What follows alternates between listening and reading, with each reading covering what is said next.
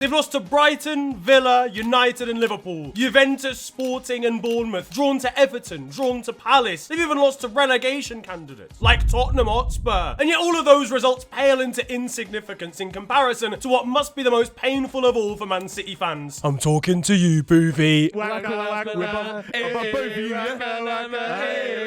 50 million down the drain. His head's gone again. A 5-1 mauling at the Emirates in the most devastating incident that a group of kids have been involved in North London since probably yesterday, honestly, with the way North. They weren't just beaten, they were interrogated and embarrassed. As recently as 2023, Arsenal had a record of losing 6 games in a row in the league to Man City. Yeah, these times it looks like a formality for the Gunners. But this is obviously a greater story than that, because Manchester City have completely fallen apart, and it does beg the question, what the actual fuck is going on over there?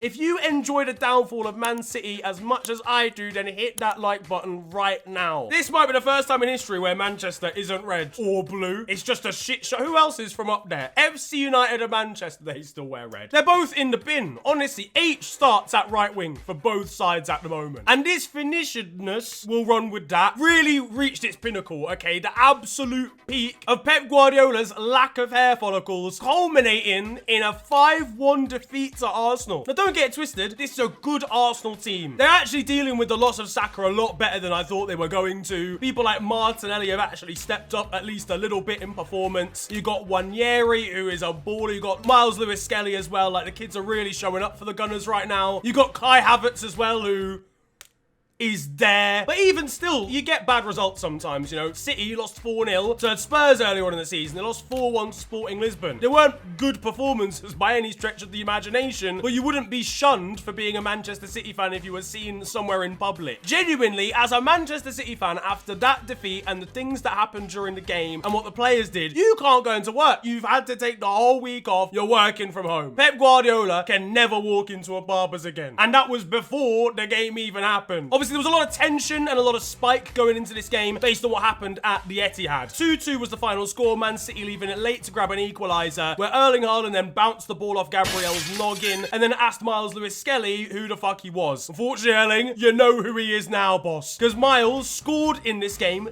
then dropped Erling Haaland's celebration right on his own forehead. Gabriel celebrated in his face, then when fouled by the Norwegian, asked him to go and pick up his own boot for him. That's disrespectful. Jesus Christ. There were stay humble banners in the crowd, and at the end of the game, Arsenal Stadium announcer, who I actually know personally, put humble on by Kendrick Lamar. This is great for the sport. I don't think you quite understand this. And look, listen, don't get it twisted. I think Arsenal fans are way too emotional a lot of the time, but this is a good level of it. This isn't like for the sake of argument. I saw people being like, oh, this is exactly what Erling Haaland meant by the whole stay humble argument. You've won one game against Man City and you're not being humble. Who cares, man? At the end of the day, you're only as good as the last game that you played. And as a fan, what else can you do apart from enjoy the last game that you played too? You've just won 5-1 against the champions. You've absolutely battered them. The storyline couldn't have been better. You got Wanyeri scoring off the bench as a kid. The Lewis-Skelly storyline against Haaland. Gabriel gets his revenge. Like, if you gave a script to an Arsenal fan to write how that game would go, that is pretty much how it would be in like the ideal scenario. And also, we've missed real rivalries for ages. Gabriel and Erling Haaland, if they came across each other in a bar, would punch the living daylights out of each other. And I don't even know who would win. That sort of needle has been missing in football rivalries for so long. It's obviously not geographical between Arsenal and Manchester City, but we talk about Liverpool versus Man City's rivalry. It's been strictly professional, realistically. It's been in terms of overall ability. The players don't hate each other. Van Dijk and De Bruyne went on a holiday together. And that's fine, you know, because it's not a rivalry that's been ingrained in English football forever. But even stuff like the North London derby doesn't have as many scraps as it used to. Even, honestly, Liverpool v Everton is usually a formality. I'm recording this before we play them, so that's definitely going to bite me in the arse. And even United versus Liverpool, like, there's a bit of, you know, don't get it twisted, but it's not like the good old days. We should be embracing this level of pettiness. I genuinely like it. From both sides. If Man City go and slap Arsenal next time, we get the same again. That is healthy. I like it. Before we talk about Man City properly, though, I have to say the next time this game happens, I don't want Kai Havertz to be a part of it. He might have scored and it was a lovely goal that left me with egg on my face on Twitter. Twitter, but his miss in the first half is inexcusable. If he was the perpetrator of a mass shooting in America, it would just be mass. That's it. Nothing happens. There's no structural, integral damage done, even to the building. Every shot flies out of an open window and it doesn't harm anybody. Don't even ask me how that's possible. But as I said, even still, Man City managed to let this Don score. Kai Havertz scoring against you, it's a wrap. To be fair, helped by Stefan Ortega's shocking performance in between the sticks, your local nun has been closer to a set of balls in the last 3 days than Ortega has been. At least dive for one of them, pal, probably. And he had Alfie Haaland, father of Erling, fuming over on Twitter, quoting a tweet by Arsenal about this team, the togetherness, the strength of them to go and beat City like that, to which he quoted it saying, this team that wins everything, oh wait. His head was steaming, his head was hot, his cranium was on Jupiter. But again, I like this. I want him and Phil Foden's mum to tag team William Saliba in the tunnel. I want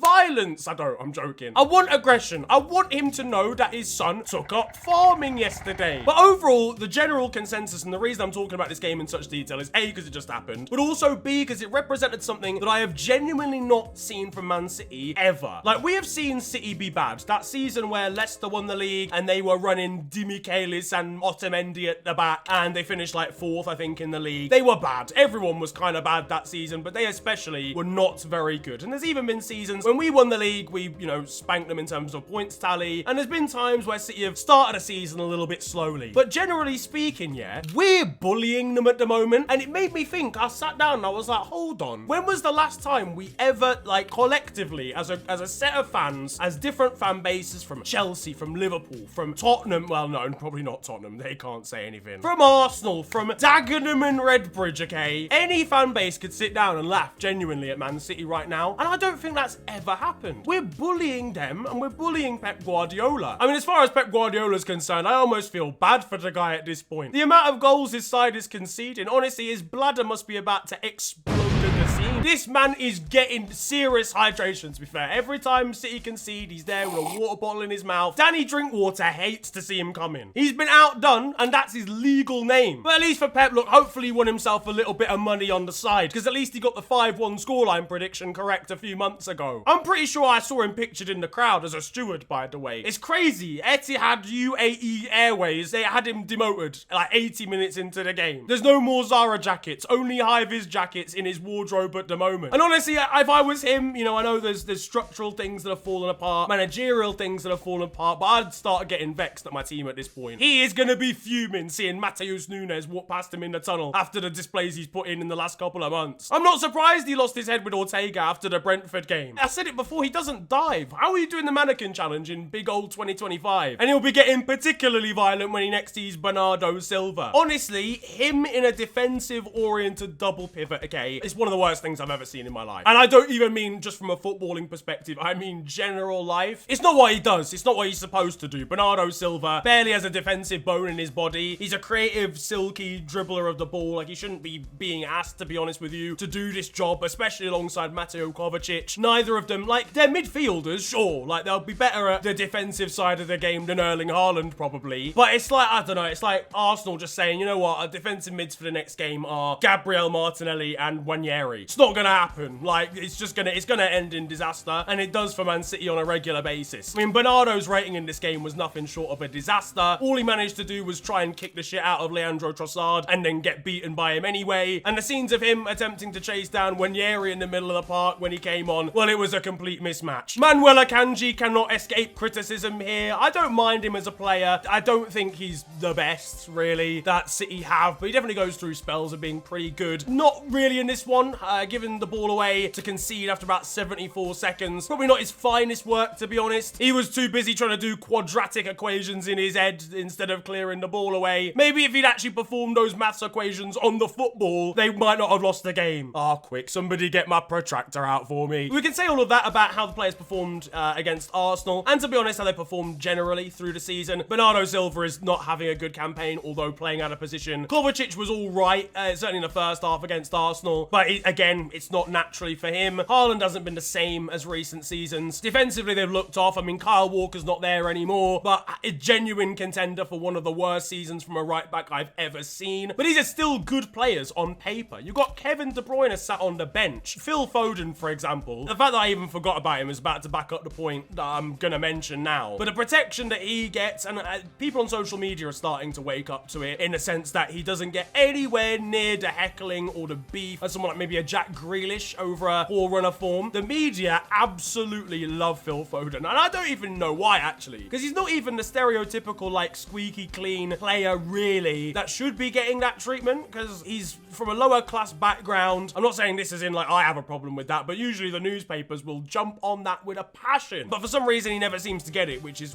quite surprising. He has been abysmal this season, apart from that run across like the Brentford game where he had like 5 goal contributions in 4 games. Then he's gone missing again since then. Now obviously there's gonna be a lot of talk about the injuries that they faced during this season. There's been quite a few, and it's interesting actually because it links into squad building, which we'll go into in a second. But I think there's a bit of a misconception with Man City, and I've perpetuated it sometimes as well, when it comes to the fact that Man City can just buy everything that they want and that they need. And they can just do that because A, they're gonna pass FFP and PRS rule, whatever the fuck it is, JCB sustainability rules pretty comfortably because they've not spent a crazy amount, to be honest with you, over the last 2 seasons. They've sold players like Riyad Mahrez for a ton of money, and generally speaking, they can go and splash the cash in January, which is exactly what they've done by bringing in Kusanov, Vitor Reyes, and also Omar Marmoush as well from Frankfurt. All decent signings, all young players as well, which is kind of cool. I like the fact that they've gone and signed some players for the future too. But generally speaking, if you look at most Man City squads, they're not actually that big. There's good quality on the bench. Don't get it twisted. Like, even now, you'll get a bench that's got like Doku, Grealish. It'll have De Bruyne on. I mean, now it might have Marmoush and Kusanov. Like, these are good, strong players that would start for any team like outside of the top 7 in the Prem. But there's not that many of them. There's just enough to fill a bench and then no one else beyond that. So as soon as an injury crisis happens, they are, in fairness, a little bit fucked. But given the money they spend, that shouldn't be the situation. I know Pep Guardiola doesn't like to have big squads. He never really had big squads at Barcelona. They were just kind of padded out with youth prospects and La Masia graduates, which in fairness is exactly what is the case at Man City. They got James McAtee, Nico O'Reilly. But the actual key issue has been in, like, I think, in terms of squad building, 2 critical areas. One is bad luck, okay? They sold Julian Alvarez to Atletico Madrid, and everyone got at them for not replacing him. In my opinion, they didn't need to replace him based on the fact they had Oscar Bob, who had a really good preseason and could have immediately just filled that gap. In my opinion, if he stays fit, Oscar Bob's getting loads of minutes this season, but did he break his leg or something right before the season started? Fucked it. To be honest with you, if that happens though, and you are concerned about the fact that Erling Haaland is your only striker for at the very least the next 7 months, probably just go and loan a striker or something, just a backup of any kind, because they have definitely struggled from that perspective. But it's still a little bit of bad luck as well, right? I think the main issue, although there's been injuries everywhere else, like in defense as well, they've kind of been ravaged a little bit. Certainly in terms of centre-backs in the first half of the season, the first quarter of the season anyway, they barely had anyone fit, and I think that's predominantly down to the amount of games they played in lots of different competitions, especially over the last 3 or 4 years. I mean, these guys get into Champions League finals and they're playing in FIFA World Cups. They're playing usually towards the end of all cup competitions as well. At the end of the day, as I mentioned, they've not got the biggest squad in terms of numbers. It's just quality bench players with no one else beyond that. These guys getting tired and fatigued. They're getting injured on a lot more of a frequent basis, and their bodies are struggling to deal with it. One thing that is absolutely unacceptable that I've spoken about before is going into the season with not just someone that can't do what Rodri does, because Rodri is the best in the world at what he does, but no one that can even be a defensive midfielder. What the fuck are you doing? Rodri is obviously the linchpin of Manchester City's squad from a tactical perspective, and he's one of the best players in the world, okay? No one could have predicted he was going to get an ACL injury, but for fuck's sake, the guy's probably going to get injured at some point, or he's going to be tired and low on fitness. They have genuinely gone into this season with, beyond Rodri as a defensive midfielder, their options were Ilkay Gundogan, who has no legs whatsoever anymore, and Mateo Kovacic, who isn't a defensive midfielder at all. That is abysmal planning, and they still haven't really rectified it, even in the January transfer window. Maybe Kusanov can play DM at some point. He's not really. He's a centre-back. They had Calvin Phillips. I know Calvin Phillips was on a terrible downwards trajectory, got no confidence at the moment, needed another loan spell, needed to just leave, to be honest. That's fine. But replace him with a backup DM that can even slightly, even if he can do what Rodri can do to like 60% 10% of the quality level. That's all you need. But their midfield gets ran through every single week. It doesn't matter who is there. Bernardo Silva and Kovacic get bullied. Kovacic and Gundogan get bullied. Gundogan and Bernardo Silva, put them together, and I think most Man City fans would throw themselves off of the Etihad Stadium. There are obviously a multitude of different reasons. I think certain players aren't performing to the best of their ability. Certain players haven't been moved on where they should have been. Kyle Walker shouldn't have been starting the season. The signs were there. He wasn't that great second half of last season, in my opinion. He's getting on a little bit, and beyond his physicality, he's a smart footballer, but he is susceptible without that sort of recovery speed that he's so known for. Should have seen that coming. De Bruyne's injury record has been horrible for about 4 years now, and just sign a backup DM. If they'd have just even slightly seen those things coming, which I know with the power of hindsight is very obvious, but even without, there were question marks about it. The goalkeeping situation as well. Haven't even talked about that. Ederson's been pretty shocking this season. Ortega's been even worse. Ultimately, this will only last a year. They'll sift on a hell of a lot of players probably in the summer. De Bruyne will leave. Walker will probably leave permanently. They might sign a new goalkeeper. They'll sign a backup striker. They'll sign a backup DM. They might even, you know, ship on someone like a John Stones or a Ruben Diaz. You'll probably see the end of Gundogan. You might see the end of, I don't know, Kovacic or something. Not on a level of like these guys can't play at this level anymore, but just the usual freshening up that we get of a Manchester City squad, because it feels like we haven't had that. Pep Guardiola has been so good at replacing players like Sergio Aguero and Yaya Toure, Pablo Zabaleta, these guys that look like icons at the time, unreplaceable in terms of their character and in terms of how important that they are to the team out on the pitch. He does that pretty much every single time, pretty much relentlessly. This is the only time that hasn't happened, and, you know, they're struggling for it. But this one was a bad one because they've done all of their business for the window and still got smoked. They've done all of their business. They've not really got much left in the way of like an injury crisis. There's no injury crisis anymore. It's just Rodri out, really. I mean, you're always going to get like 2 or 3 injuries at a time. You're always going to have one Don out with a groin injury and a next guy out with a quad injury. The only long-term injury that's left now really that's super important is Rodri, I think. They shouldn't be getting battered 5-1 by an Arsenal team like that, and so convincingly and so easily. They weren't really... Was there a point where they were a better team at any stage during that game? They were 1-0 down. Arsenal had more chances, should have been 2-0 when Havertz missed. Then obviously they scored through Haaland. They started the second half relatively well, but then conceded straight away to a man in his 30s from the North London area. So I don't know, man.